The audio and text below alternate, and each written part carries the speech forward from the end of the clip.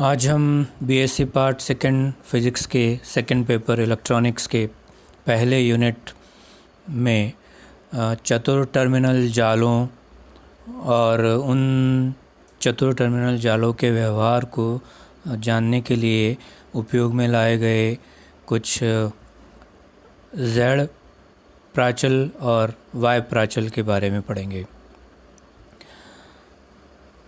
चतुर टर्मिनल जाल जिसमें प्रेरकत्व, संधारित्र, प्रतिरोध आदि अवयव एक दूसरे से संबंधित हो सकते हैं, इस चतुर टर्मिनल जाल के व्यवहार को हम चित्र में दिखाए गए अनुसार निवेशी टर्मिनल 1-1 और निर्गम टर्मिनल 2-2 पर नापी गई कुछ राशियों के रूप में व्यक्त कर सकते हैं और यह राशियाँ प्राचल या पैरामीटर्स कहलाती हैं। इन्हें चार टर्मिनल या चतुर टर्मिनल जाल के प्राचल भी कहते हैं।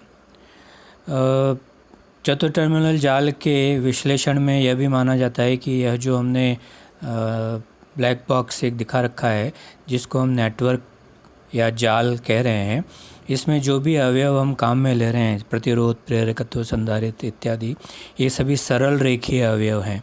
मतलब इन अवयवों के लिए वोल्ट एम्पियर लाक्षणिक वक्र सरल रेखीय है। तो चार टर्मिनल जाल के तीन तरह के प्राचलों की हम बात करते हैं, Z प्राचल, Y प्राचल और H प्राचल। सबसे पहले हम Z प्राचल के बारे में बात करेंगे। तो ये जो प्राचल होते हैं उनमें हम निवेशी टर्मिनल या निर्गत टर्मिनल को खुला रखकर या लघुपतित कर या दोनों का उपयोग करके यह प्राचल ज्ञात करते हैं। तो सबसे पहले Z प्राचल की बात करते हैं। Z प्राचल को हम खुला परिपथ प्रतिबाधा प्राचल भी कहते हैं। इसमें जाल के निवेशी और निर्गम सिरों से संबंधित मान लो वोल्टताएँ क्रमशः V1 और V2 हैं और धाराएं मान लो I1 और I2 हैं। तो इन सभी प्राचलों को ज्ञात करने के लिए हम इन चारों V1, V2, I1 और I2 में से किन्हीं दो को स्वतंत्र मानकर शेष दो चरों को इन स्वतंत्र चरों के रूप में व्यक्त करते हैं और उसके आधार पर अलग अलग प्राचल निकालते हैं। Z प्राचल के लिए हम I1 और I2 को माने निवेशी धारा और निर्गम धारा को स्वतंत्र चर मानते हैं और इन स्वतंत्र चरों के रूप में V1 और V2 निवेशी वोल्टता और निर्गम वोल्टता को व्यक्त करते हैं। तो हम यहाँ लिख सकते हैं कि V1 I1 और I2 का कोई फंक्शन F1 है और V2 I1 और I2 का कोई फंक्शन F2 है। अब इसमें परिपथ में कोई भी प्रत्यावर्ती वोल्टता या धारा की जब हम बात करते हैं तो जो परिवर्तन है वोल्टता या धारा में, उसकी अगर बात करें तो वोल्टता में उत्पन्न परिवर्तन अगर dV1 हो और पूर्ण अवकलज के रूप में अगर लिखें हम, तो हम वोल्टता में परिवर्तन dV1 को इस तरह से लिख सकते हैं, वोल्टता V1 में I1 के कारण परिवर्तन प्लस वोल्टता V1 में I2 के कारण पूर्ण कुल परिवर्तन, इन दोनों को जोड़ दें तो V1 में कुल परिवर्तन आ जाएगा समीकरण 1 के हिसाब से। उसी तरह से निवेशी वोल्टता V2 में I1 निर्गम निवेशी धारा I1 के कारण परिवर्तन और निर्गत वोल्टता V2 में निर्गम धारा I2 के कारण परिवर्तन, इन दोनों को जोड़ दिया हमने तो निवेशी निर्गत वोल्टता V2 में कुल परिवर्तन समीकरण 2 के हिसाब से हम लिख सकते हैं। अगर इन परिवर्तनों को जो धारा और वोल्टता में परिवर्तन है उसको मैं अगर V और I से लिखूं तो समीकरण 1-2 को हम इस तरह से लिख सकते हैं, V1 = dI1 की जगह I1 लिख दिया और डेल V1 अपन I1, तो एक तरह से प्रतिबाधा को प्रदर्शित करता है। ये V1 इनपुट वोल्टता में परिवर्तन और I1 इनपुट धारा में परिवर्तन, तो एक तरह से वोल्टता अपन धारा है, इसको मैं प्रतिबाधा के रूप में लिख सकता हूँ। और क्योंकि इनपुट का है तो मैं इसको ZI फॉर इनपुट निवेशी टर्मिनल पर हम बात कर रहे हैं ये, तो इसको ZI लिख दिया। उसी तरह से dI2 को हमने I2 लिख दिया और डेल V1 अपन डेल I2, तो यह V1 डेल V1 इनपुट निवेशी वोल्टता में परिवर्तन है और डेल I2 निर्गम धारा में परिवर्तन है। तो यह V1/I2 इसको हम ZR से लिखते हैं। इसी तरह से इक्वेशन 2 को भी हम लिख सकते हैं, डेल V2/I1। डेल V2 निर्गत वोल्टता है और I1 निवेशी धारा है, इसको हम ZF से लिख रहे हैं। और डेल V2/I2 तो निर्गत वोल्टता और निर्गम वोल्टता और निर्गम धारा का अनुपात है, इसको हम Z0 इम्पिडेंस से रिप्रेजेंट कर I2 और dI2 को I2 लिख रहे हैं। तो अगर हम यहाँ जो ZI, ZR, ZF और Z0 लिखें उसकी अगर बात करें तो अगर इस समीकरण में अगर हम पहली समीकरण V1 = ZI I1 + ZR I2 में I2 = 0 लिख दें। I2 = 0 लिख दें माने निर्गम परिपथ में कोई धारा प्रवाहित नहीं हो रही। निर्गम परिपथ में कोई धारा प्रवाहित नहीं हो रही, इसका मतलब परिपथ हमने खोल दिया, माने खुला परिपथ है।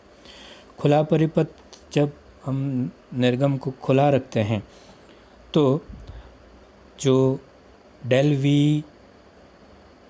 V1 डेल I1 है यह निवेशी प्रतिबाधा को रिप्रेजेंट करेगा, क्योंकि V1 और I1 यह निवेशी वोल्टता और धाराएं हैं।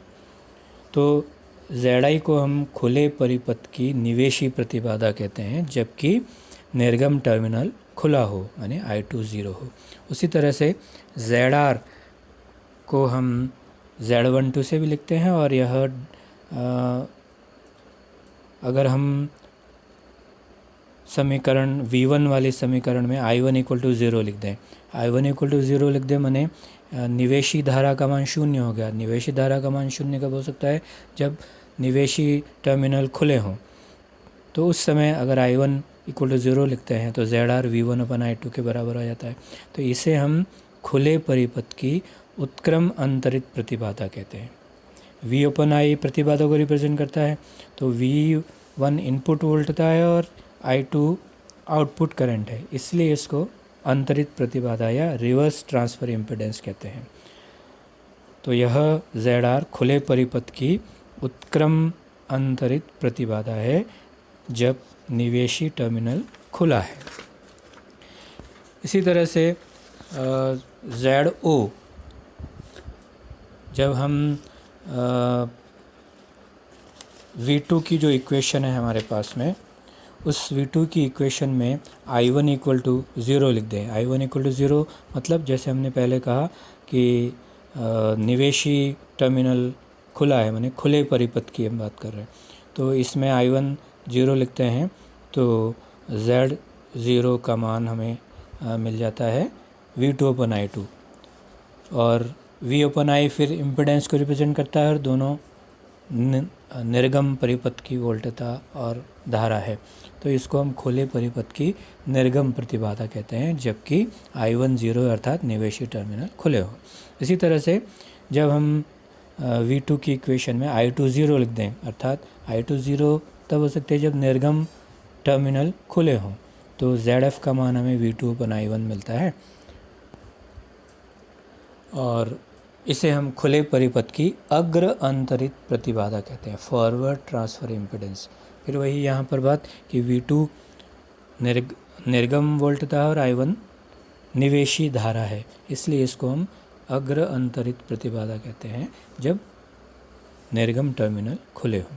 तो ये जो प्रतिबाधाएं हैं Z11, Z12, Z22 और Z21, ये चतुर टर्मिनल जाल के Z पैरामीटर या Z प्राचल कहलाते हैं, और इन्हें खुला परिपथ प्राचल भी कहते हैं, क्योंकि हम इसमें या तो निर्गम परिपथ निर्गम टर्मिनल को खुला रख रहे हैं या निवेशी टर्मिनल को खुला रख रहे हैं। अब समीकरण 3 और 4 से अगर हम ZI, ZF, ZR, Z0 इन सबको अगर Z11, Z12, Z22 और Z21 से लिखें तो हमें समीकरण 5 और 6 प्राप्त हो जाती है। इन समीकरणों को मैट्रिक्स के रूप में लिखें तो समीकरण 7 के हिसाब से लिख सकते हैं। तो यह चारों पैरामीटर Z पैरामीटर कहलाते हैं, और यह खुले परिपथ में हमने देखे। अब अगर हम Y प्राचल की बात करें, जिन्हें लघुपतित प्रवेश्यता प्राचल भी कहते हैं, तो इन्हें ज्ञात करने के लिए हम V1 और V2 को स्वतंत्र चर मान लेते हैं। V1 और V2 को स्वतंत्र चर मानते हैं और I1 और I2 को, V1 और V2 निवेशी और निर्गत वोल्टता है और निवेशी और निर्गत धाराओं I1 और I2 को V1 और V2 के टर्म्स में हम यहाँ पर लिखें अगर, तो I1 को हम V1 और V2 का कोई फंक्शन f3 के रूप में लिख सकते हैं और I2 को V1 और V2 का कोई फंक्शन f4 के रूप में लिख सकते हैं। फिर वही जैसे हमने पहले z पैरामीटर के लिए किया था, धारा में प्रत्यावर्ती वोल्टता या धारा अगर का उपयोग कर रहे हैं और उसमें परिवर्तन हो रहा है, तो निवेशी धारा में जो परिवर्तन है, कुल परिवर्तन, वह V1 और V2 में परिवर्तन के कारण हो रहा है। तो V1 के कारण I1 में कुल परिवर्तन प्लस V2 के कारण I1 में कुल परिवर्तन, दोनों को जोड़ दें तो समीकरण 8 प्राप्त होती है। उसी तरह से निर्गत धारा I2 में निवेशी वोल्टता V1 और निर्गत वोल्टता V2 के कारण जो परिवर्तन हो रहा है वो हमने समीकरण 9 के हिसाब से लिख दिया। और इसमें जो परिवर्तन है उसको फिर से V और I के फॉर्म में लिखें तो हमें समीकरण 10 और 11 प्राप्त होती है। जैसा पहले हमने Z प्राचल की किया था, जहां हमने सभी प्राचलों को निकालने के लिए खुले परिपथ लिए थे, यहाँ पर हम लघु परिपथ की बात कर रहे हैं, क्योंकि कहा हमने कि जो Y प्राचल हैं ये लघु परिपथ प्राचल भी कहलाते हैं। तो अगर समीकरण 10 में V2 का मान 0 लिखें, V2 0 कब हो सकता है, जब हम निर्गत टर्मिनल को लघुपतित कर दें, तो इससे हमें YI का मान I1/V1 प्राप्त हो जाता है। तो I1/V1 प्रवेश्यता है और यह I1 और V1 दोनों निवेशी हैं। निवेशी टर्मिनल पर धारा और वोल्टता का अनुपात है, तो यह निवेशी प्रवेश्यता कहलाती है जब निर्गम टर्मिनल लघुपतित हो। उसी तरह से अगर V1 0 लिख दें हम, माने V1 0 तब हो सकता है जब निवेशी टर्मिनल लघुपतित हो, तो इससे हमें YR का मान प्राप्त हो जाता है जो I1/V2 है। तो यह लघुपतित परिपथ की उत्क्रम अंतरित प्रवेश्यता कहलाती है। उत्क्रम इसलिए कि यह निवेशी धारा और निर्गत वोल्टता का अनुपात है। उसी तरह से समीकरण 11 में अगर हम V1 = 0 लिख दें, माने निवेशी टर्मिनल को लघुपतित कर दें, तो YO का मान हमें मिलता है I2/V2। I2 निर्गत धारा और V2 निर्गत वोल्टता है। तो यह एक प्रवेश्यता होगी, कौन सी, निर्गम प्रवेश्यता होगी, लघुपतित परिपथ की निर्गम प्रवेश्यता, क्योंकि हमने इसमें निवेशी टर्मिनल को लघुपतित किया है, V1 = 0 लिया हुआ है। इसी तरह से अगर V2 0 हो, माने निर्गम टर्मिनल लघुपतित हो, तो YF का मान हमें I2/V1 मिल जाता है और यह लघुपतित परिपथ की अग्र अंतरित प्रवेश्यता कहलाती है। क्योंकि यह जो अनुपात है तो निर्गम धारा और निवेशी वोल्टता का अनुपात है, इसलिए इसको हम अग्र अंतरित प्रवेश्यता, फॉरवर्ड ट्रांसफ़र इम्पीडेंस कहते हैं। तो इस प्रकार से Y11, Y12, Y22 और Y21 ये Y प्राचल हैं और इन सब को कैलकुलेट करने के लिए हम या तो निवेशी टर्मिनल को या निर्गम टर्मिनल को लघुपतित करते हैं, इसलिए इन्हें लघुपतित प्रवेश्यता प्राचल भी कहते हैं। तो इन समीकरण 10 और 11 को अगर Y प्राचल के रूप में लिखूं तो I1 को हम समीकरण 12 के अनुसार लिख सकते हैं और I2 को समीकरण 13 के हिसाब से लिख सकते हैं। और इसको अगर हम मैट्रिक्स के रूप में लिखना चाहें तो समीकरण 14 के अनुसार हम इसको मैट्रिक्स के रूप में भी लिख सकते हैं। तो इस प्रकार से हमने किसी चतुर टर्मिनल जाल के व्यवहार को जानने के लिए कुछ राशियां हम उसके निवेशी और निर्गम टर्मिनल पर नापते हैं और उनमें से उसमें 3 तरह के प्राचलों की हमने बात की थी, उनमें से 2 तरह के प्राचलों Z प्राचल और Y प्राचल की हमने बात की। नेक्स्ट जो प्राचल है वो संकर प्राचल या H प्राचल है, उनकी बात हम अगले लेक्चर में करेंगे।